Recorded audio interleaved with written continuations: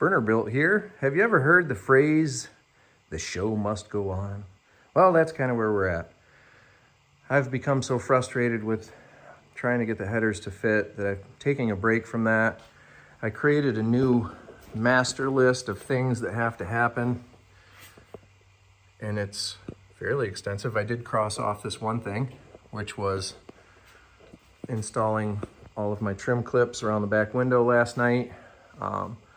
So tonight, what we're gonna do is we're gonna have a little bit of fun with this original 1968 piece of glass.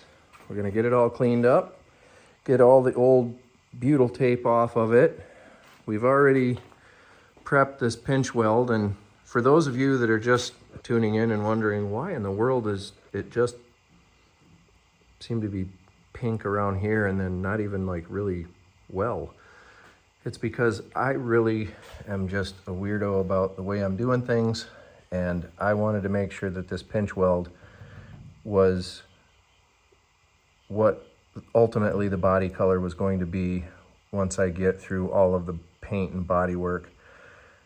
But as I've said in some of my past videos, lots of cars go to the body shop every day and get complete paint jobs with the glass still in them. So this is just a method that I'm using so that I can get glass in the car and start driving the car and working the bugs out of the car before it's in final paint. So this way I get to enjoy the car a little bit, and while I'm doing all the heavy work, and like for instance, these headers. Now, if this car was completely painted in body color and I had to take these headers in and out, in and out, in and out, and grind on them and cut on them and weld on them, sure, I can do most of that outside of the car, but sometimes it's just really convenient to be able to cut or move something while it's in the car, and that creates, you know, metal dust and potential for finishes to get affected. So that's my logic behind it. Take it or leave it. It is what it is. All those cliche sayings that you can fit into this space, but that's what's going to happen. I believe tomorrow we're going to be installing the windshield, so there'll be a video regarding that as well.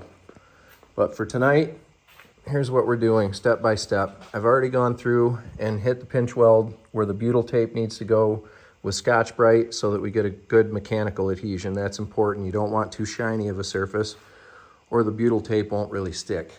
I've gone back and I've cleaned said Scotch-Brited scuffed area with 70% isopropyl alcohol. That way I'm not, if I use acetone or something like that, I could potentially reactivate some of the solvents in the paint that's on there, and I just don't want to do that. That's just what I've read anyway. So then what we're going to do, I'm going to clean the glass. I'm going to get this thing as clean as I possibly can inside and out, because it's going to be way easier to touch it up once it's in than to try and completely clean it after, you know, handling the whole thing. I've got some primer that I'm going to use around the pinch where the butyl tape goes. I'm going to lay a towel onto the top of the car so that I can set the glass up on top of the car and get it prepared. I have two very awesome pumpy up vacuum handles that are designed for lifting really heavy glass, so they have no problem lifting this glass. So I'll set the glass up on top. I'll get my suction cups setting up there.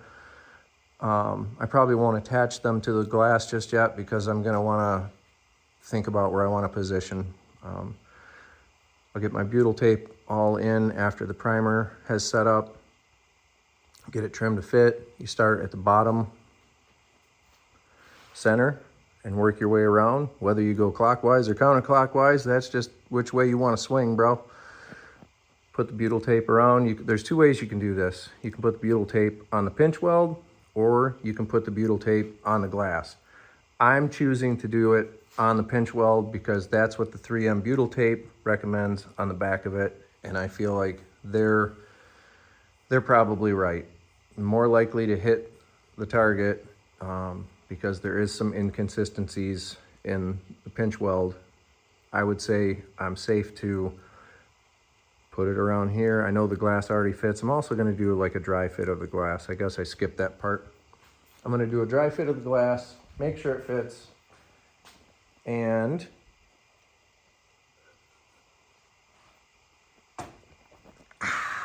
take a little sip of my beverage. You guys can guess in the comments what the beverage is. What am I drinking? Anyway, back to the window.